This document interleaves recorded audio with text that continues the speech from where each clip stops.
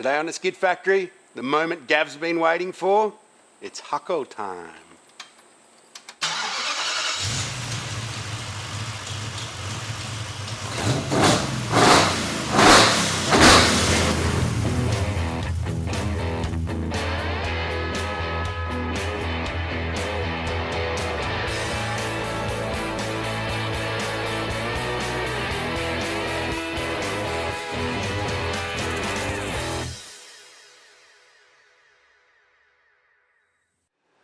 Welcome back to the Skid Factory, where we're working towards getting this VK56 fired up in the Hako. First of all, thanks to everyone who supported us or supported Movember via us. We managed to raise a little over $14,000 for the cause. And remember, if you're having any issues, seek help and talk to your mates. We've been flat out working on the car, just getting stuff done. We had a big list that we've just been going through and trying to cross off the jobs. I foregoed watching Bathurst this year to spend the day making another third of the exhaust system. So we've got the headers on, and I've run through and put 3-inch twin system into a single 3-inch system in 304 stainless to around about the back of the gearbox there. Now we've got to make the rest of the exhaust, but first we've got to fit the rear suspension, so we're not going to run into stuff that's not there. Woody has been busy also. We have refitted the radiator that's now got a couple of big spal fans on it that Matt made us a shroud for. We've got these huge fans that are relatively new on the market as far as we're aware that Olcock supplied us. I basically said, I've got a not very big radiator, but I've got tons of room behind it, so don't worry about fan size. So the fans are actually about this deep, so I'm hoping to draw a fair bit of air through that radiator. To supplement the radiator, because it isn't huge, particularly for an engine this size, we have fitted an oil cooler, so we're going to do some of the engine cooling via oil. We originally bought an oil cooler off Golby's to use, but there was a bit of clearance difficulties mounting it down below the radiator with the pipes hanging out the bottom, so we ended up swapping that out for an RX-7 oil cooler, which is a pretty big unit. Woody's mounted that across the chassis rails on some rubber mounts, and we've got dash 10 lines going in and out of the engine into a remote filter. We've also done the dash 12 feed line for the sump, for like the pickup. And I also extended inside that sump with a customised pickup tube. So that should be good to go. He's also put a block down here for both the original dash gauge, so it doesn't have an oil light, it's got a gauge on the dash. So we've reused that out of the old engine, and we've also got a sensor for the Haltech for oil pressure readings and protection. We've also plumbed the radiator with dash 12 and dash 16 AN lines from Raceworks. I did modify this back block-off plate here to allow the original water temperature sender that goes to the dash in, just because, as Woody pointed out, it's kind of lame when you have a dash with gauges in it that don't work. Even though they're probably horribly inaccurate, they still should do something. We had to pull the starter motor out as well. A wrecker had kindly cut off the very important bit of wire that was on it, so I fixed that up and then tested it, and it didn't actually work, so I've repaired it. So lucky we did that before we went to start it, because that would have been terribly embarrassing. Moving on from the mechanical stuff, we got stuck into running some battery cabling, or Woody got in and mounted the battery in the boot in a battery box. We got a fair sized battery in there as required. He's then run the positive cable through the inside of the car, and where appropriate, he's run it inside some internal like sill panels and stuff to keep it away from people stomping on it or grinding their seat runner back and forth over the top of it, which will certainly end in tragedy. It runs along to a bulkhead fitting on the inside of the car here, just sort of up where your passenger's feet go. On the other side of the bulkhead, it goes straight to the starter motor and then onto the alternator, which is down on that side. The original fuse linkage system for the original carb body loom is down here, so I've retained that and just connected it to the alternator. Most of the heavy electrical load is just going to come from the Haltech fuse box, etc., which is power comes from here. So the body loom I pulled out and stripped completely open and removed anything that wasn't required anymore. And on a car this age, there's actually quite a lot of stuff that you don't need. It has, they usually have a externally regulated alternator, which is a bunch of wires going back and forth and big boxes and stuff that is no longer required. So all that stuff's been removed. The alternator will be controlled by the Haltech ECU. It's off a VE Commodore. So that will be then in the engine loom.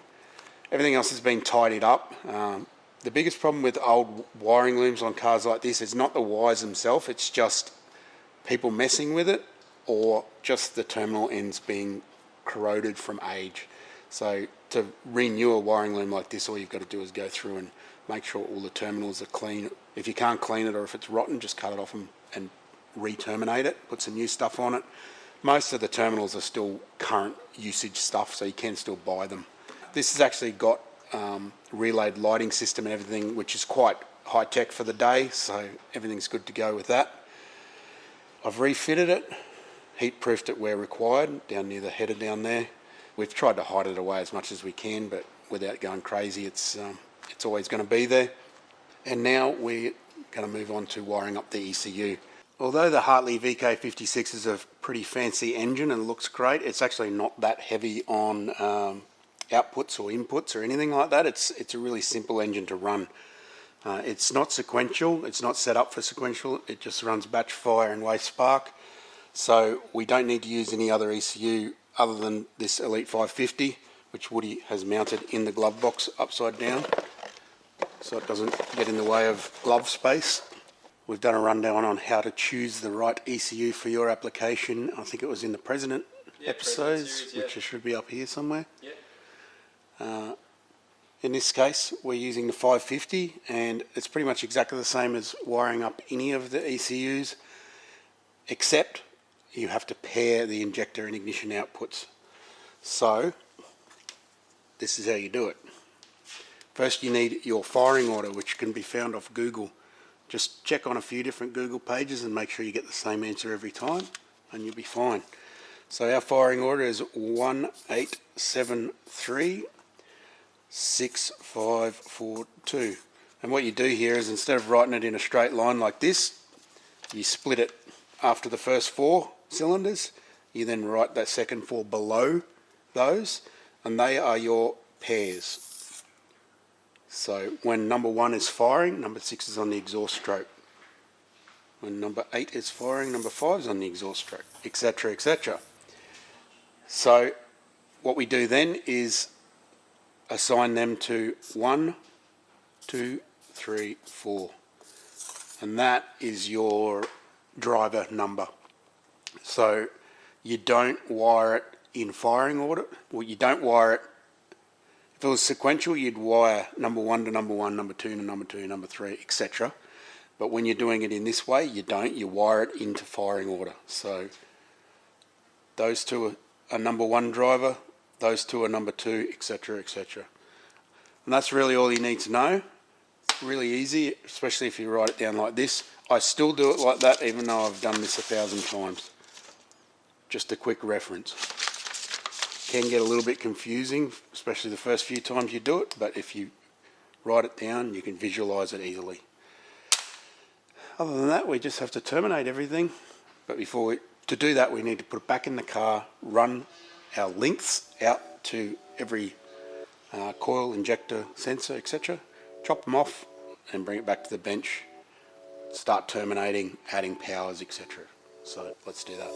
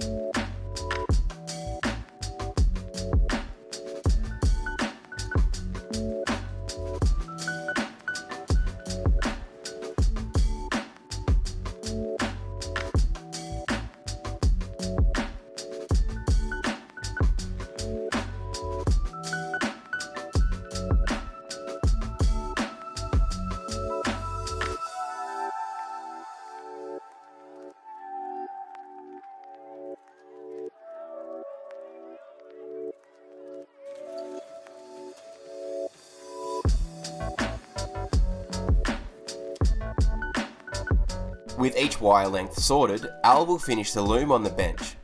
Meanwhile, Gavin and I are refitting the freshly powder coated control arms and upgraded CV shafts.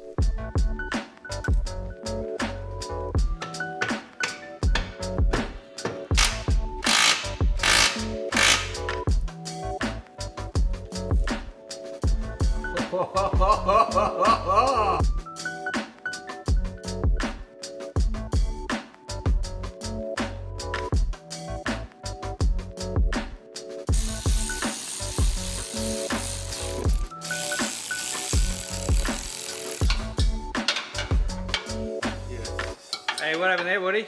There's always that one guy that decides to jump ahead and put the shafts in before they put the springs in. Shaft. And now we've got to take the shafts back Is it one guy or is it you?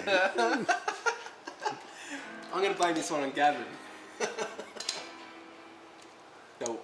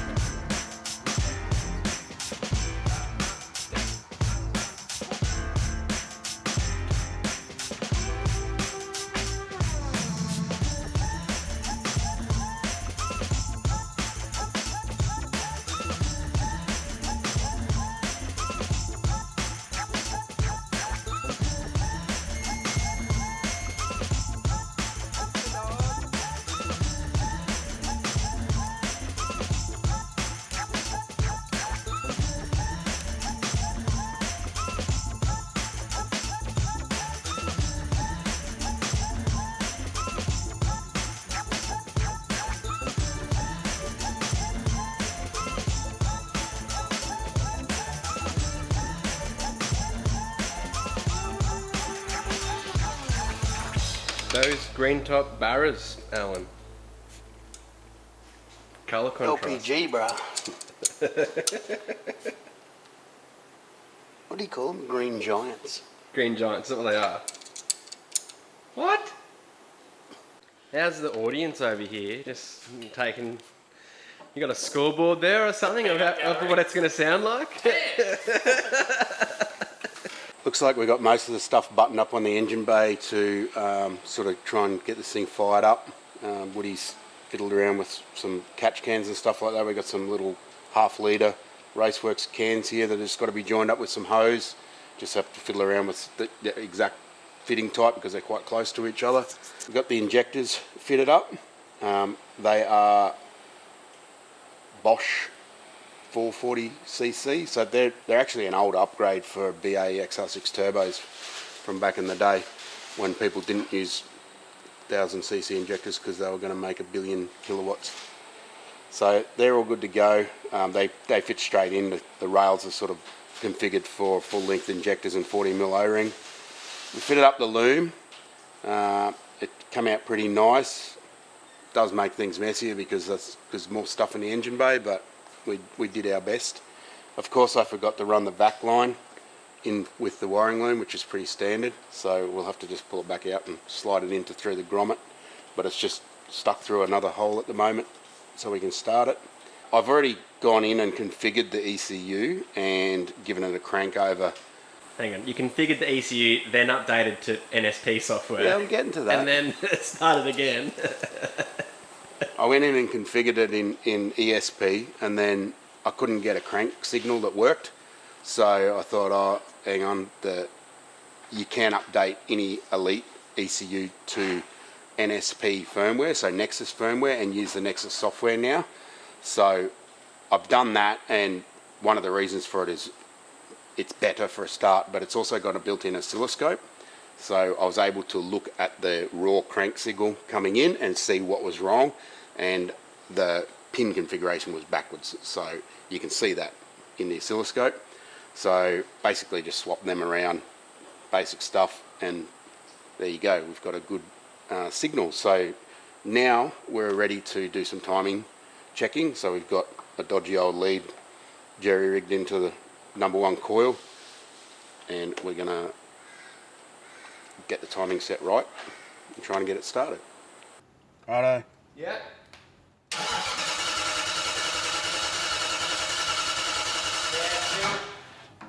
30 after still.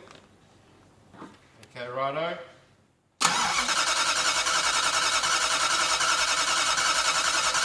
it's about 1 before. Shall I get the brake clean, sir? Yep. Yep.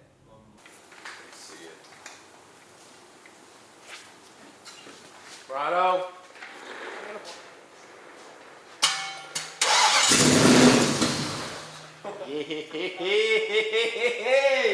Clear prop. Yep.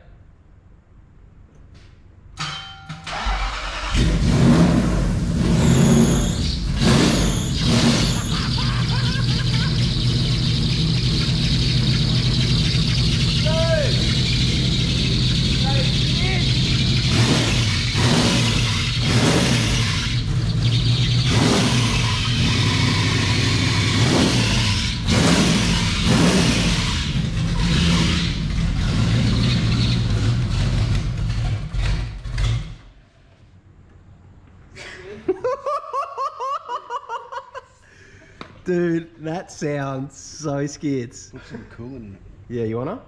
Alright.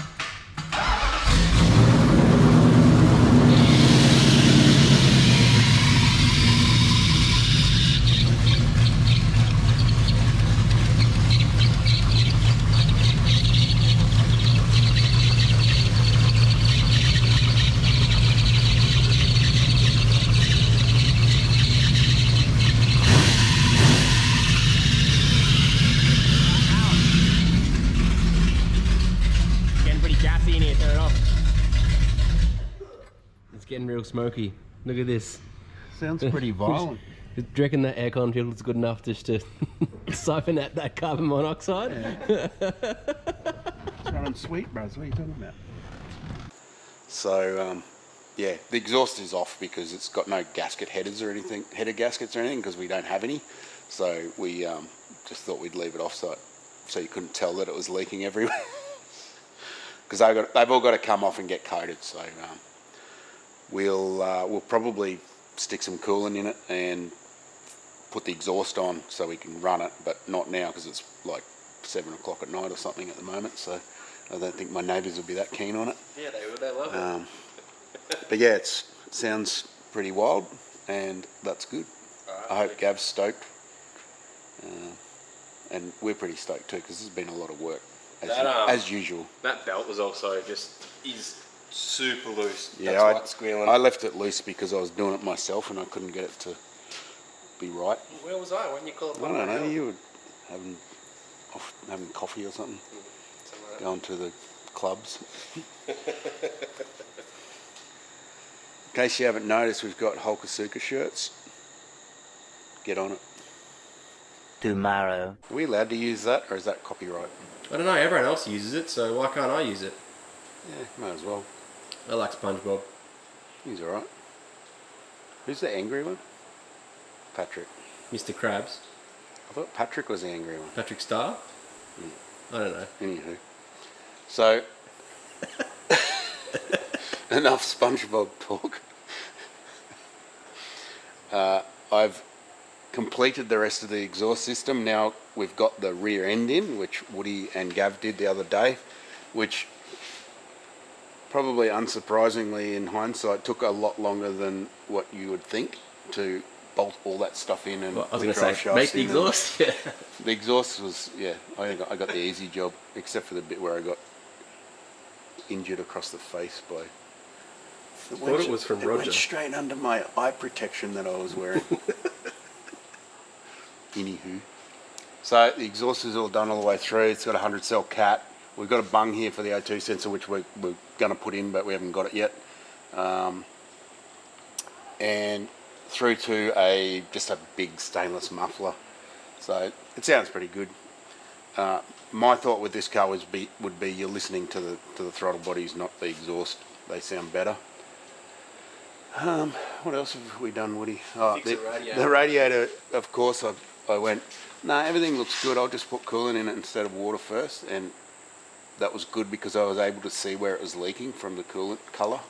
So that came back out, and I just welded up a little pinhole in one of the welds, and also added a bleed on the top because some dude on the internet told me that it needed a bleed, and he was sort of right. Leading defeat. I did bleed it without it, but I thought, well, whilst it's out, I may as well add it, and it works a lot better with it. So. You also wanted to mention the oil pickup tube you made because you didn't go into too much detail. So the oil pickup tube, you can see this little drill hole here. Can you see it? Yeah, I can, yeah. That's my bottom point. So I've basically did up this fitting tight as it can go. It's got an O-ring on it, and then marked that with the drill bit. That means that's the bottom. So then I've got a piece of tube about this long that comes in close to where the baffle is in the middle there, and I've put that in a lathe, milled it, I don't know. Opened up the inside of it, and then so I could press that tube in there and then put a couple of tacks on, and then cap the end of the tube and then put it in the mill and milled sort of an oval pickup out of it. So the pickup point is about here now. So it's got heaps of oil pressure, but who knows how much oil pressure it has when he does Target Tasmania. Are you doing Tiger? No, he's not. This is a confusion. So, Can we mention the oil cooler that you mounted? Yeah, we've done that, yeah. Dude, this was yesterday we filmed it, mate. Come on. I did like 6 days of work this week. We went out for lemon squashes at lunchtime and forgotten. So can we start it up now and rev it and... Yeah. It's still got no gaskets on the headers, so it's a little bit tickety fluffy, but otherwise it's pretty good. Everything's actually working really well. I'm pretty stoked. Cool. Bring it down, which is great after all this effort. Work of art, Alan.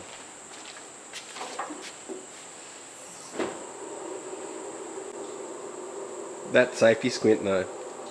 See, it was safe because I would have copped it right in the eyeball if I didn't squint. The current map in it is just out of Woody's MR2 because it was the only NA one I could find, and I figured it had ITBs as well, although it's only got 4, which is pretty ordinary, not like this. But it seems to run pretty nice. So that's why it sounds so good, because it's got a tune. Sounds good, except for that leaky header that you cross-threaded the bolt. Don't tell anybody.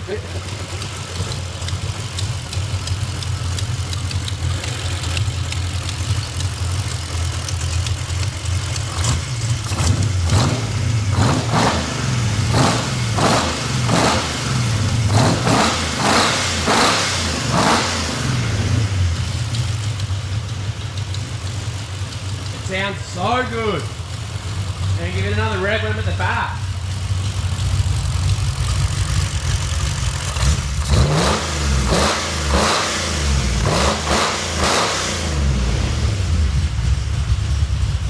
It has got a bit of a thong slap to it. There's a bit of crackle. Like that's sick. Look at that throttle thing again.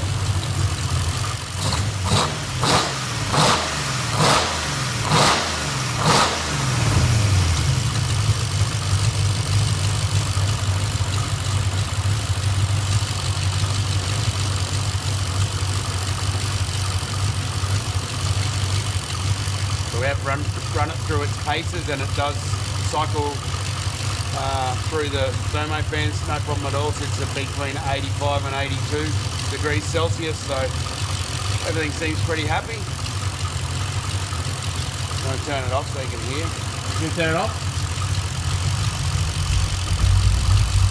Those gauges, everything work inside? They sure do. The oil pressure gauges are not happy because it's got like twice as much as it's ever seen before. It's banging into like unknown territory up there. Alright, that's going to wrap it up for the Hako for now. We're getting close to the end of the year. It's still proving hard to get parts and we're still waiting on a bunch of stuff for this thing. We're stoked to get it running. It sounds epic. It's 99.9% complete. I'll probably call it 97% complete, I reckon. The last 3% is the most work too. The RTBs on this thing, the 8-into-1 exhaust sounds so good in person. The words can't describe the noise of these. Although I do have RTBs on my car, this V8 is totally different. Yeah, it's crazy. It sounds so good. And we're stoked to finally hit the milestone of hitting the key and get it started and not have any mishaps, which is good, apart from the crank sensor being back to front and that's normal. Whatever. It's 50-50 chance. Is that how you wire it? Pretty much. If you can't find info, you just guess. So we're gonna be back in possibly, not gonna say a date, let's say March with the Hako once we've got a tail shaft, air filters, brake lines, everything buttoned wheels. up. Yeah, wheels waiting on barrels, flares. Barrel Brothers. And then we'll throw it on the dyno, go for a run through the hills, and Gavi's keen to use the car as much as he can because he does love this thing. And it is an awesome car to love. What's not to love about it?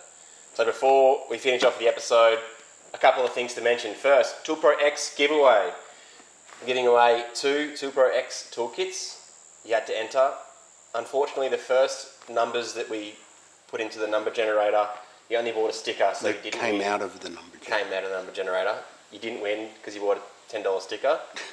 Unlucky. Denied. So, we've got 2 winners here. We've got Grant Sanders. You have won yourself a Tool Pro X kit. I believe it's 198 piece. I could be wrong there. It's a big unit. It's a big one. And also, Gil Carter. You've also won yourself a toolkit. We'll be sending you out emails and they will be getting sent to you directly, so keep an eye out for the postman for those. And also, coming into the new year, Summer Nuts is back on. Australia's biggest horsepower party, probably the world's biggest horsepower party actually. I think it probably technically is. If you haven't been to Summer Nuts before, this is the best car show. I believe it's something you have to experience, which I haven't yet, so I'm it pretty is something you keen. have to experience. And the event has changed from years ago when it was bogans doing shoeies. Well, look, it's still... There's still bogans and mullets and... Yeah, but it's more relaxed and an awesome event. You have to come. You have to just come along. That's January the 6th to the 9th, is that correct? Come along and say hi. We'll be there. Have we got a car going? No, we don't, do we? Okay, so if you're going to Summer Nats and you've got a car, we want to come for a drive with you. Or bring your car to Summer Nats and let us come for a drive with you. And bring me a sombrero. And a 6-pack of lemon squash, that'd be great. Bourbon slushies. I was going to be in this Castlemaine Rod Shop sombrero cruising around. Thanks. You've got to get into the scene. Yeah, that's What about the mullet? I can't pull that off. Maybe I don't have enough time. Maybe I should do a mohawk again or A something. fake mullet? Yeah.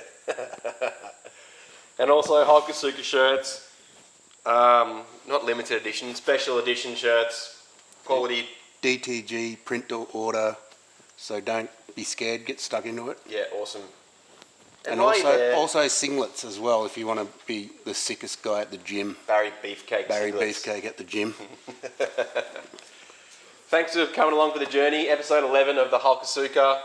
I think we actually trimmed it down. Is this a record of the jam-packed series? The lowest amount of episodes in an epic build. 3 years later. Although it isn't finished. We probably could have cracked another 10 out of it. That's why we're actually finishing off the episodes now, is because we could have kept on going, but today on the Skid Factory we're bolting in a tail shaft. Oh wait, we don't have a tail shaft.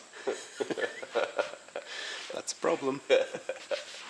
Sweet as. Thanks for watching, homies. Thanks for staying around to the end. It's been a long episode too, so it's good. Jam-packed. Live action, old mate who messaged me on Instagram. There you go. Sweet. Enjoy. I'm stoked. This is good. I'm going to go have a nap. Yeah, I just had mine. It was so good. Thanks for watching. See you next week. What is next week? Wayne's car. Wayne's car. Yeah, alright. Barras. Back to Barras. Yeah!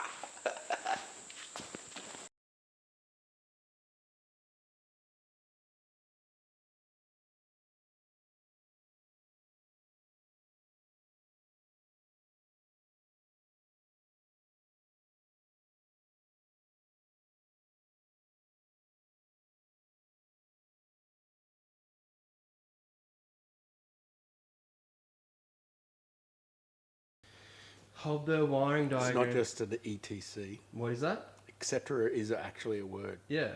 Etc. It's not just ETC dot. No. It's actually a word. Would you like to spell that? Spell that. Yeah. ETC, ETRA. And then how would you use that in a sentence? Maybe it's ETC, ET, ERA, etc. Yeah, etc. Maybe can you please use that in a sentence? You wire this to that, etc., etc., etc. So that's 3 etceteras because there's 3 more things. Hold that. It's very noisy over here. Matthias, you're missing out on all the fun, buddy. Where are you?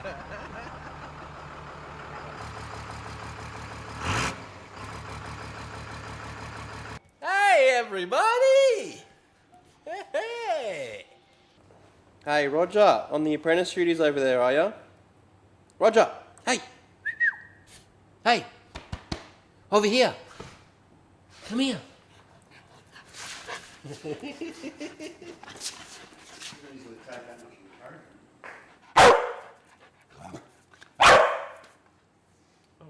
can't believe it's not leaking, except for there. There must be a little pinhole here. I've wiped that off already. 304, bros. Huh? Something 304. We built a 304 and it didn't leak. Apparently it does. He reckons it leaks now, but it could be anything. It's probably the freaking washer bottle leaking. You know, if you know Scott, you know. I wonder how, you know what's I wonder up. how Geordie's 3.0 is holding up for leaks. It's a 355, bro. Oh. Here's what it is. Is that hailing now? No. It's getting louder. You can hear that, eh, on the roof? Starting to hail. Queensland summer life.